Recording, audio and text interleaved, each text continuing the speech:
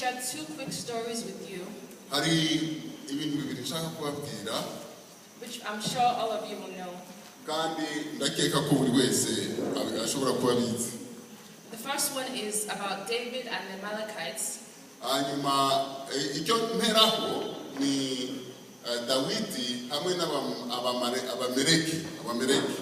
And it's in 1 Samuel chapter 30.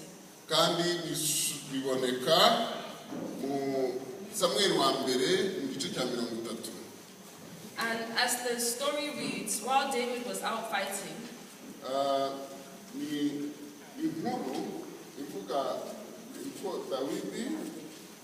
he came back home and found that they had taken all of the wives and their children.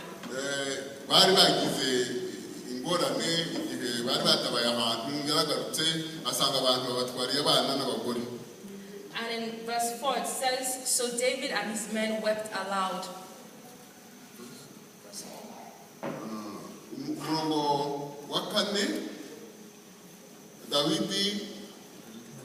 David and his men wept aloud.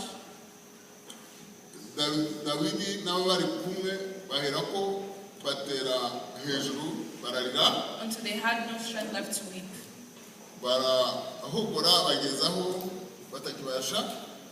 And in verse 6, it says, David was greatly distressed.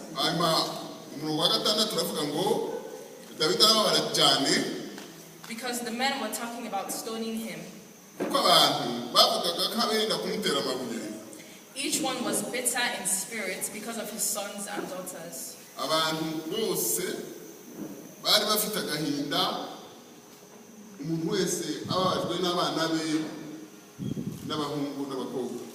But David found strength in the Lord his God. Tell your neighbor, you will find strength in our Lord our God.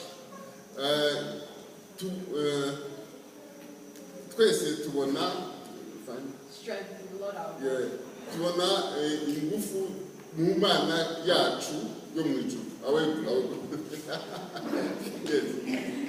Okay, and then the second story is about Naomi and Ruth.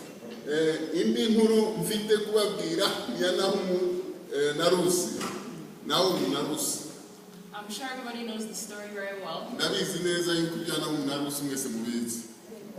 And as the story goes, Naomi traveled off with her husband and her sons.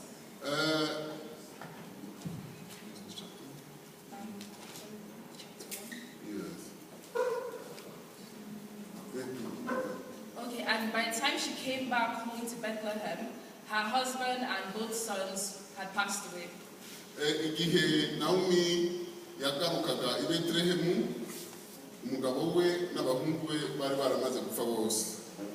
And in chapter 1 verse 19,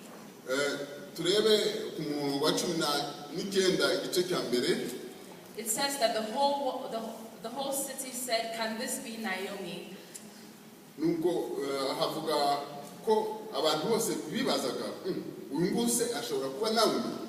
And from verse 20 she says, don't call me Naomi.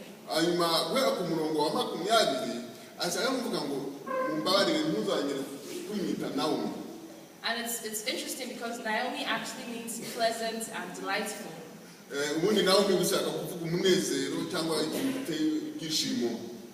But she said, call me Mara.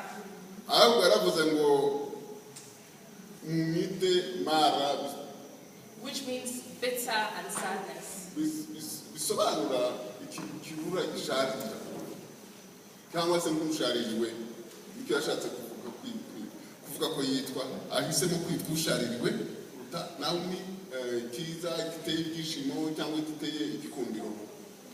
But then if we read the rest of the book, we find out that through Ruth, God restored her happiness.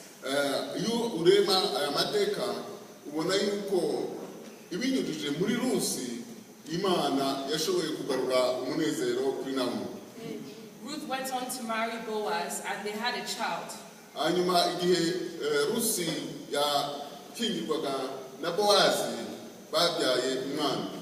That child was Obed, grandfather of King David.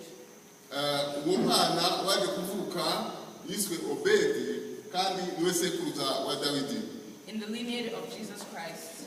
kandi nkuko mubizi ni nawe waje gukomokwaho Yesu Kristo ubwe.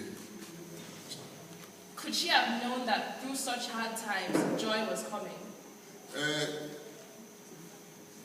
How would she have known that through such hard times joy was coming?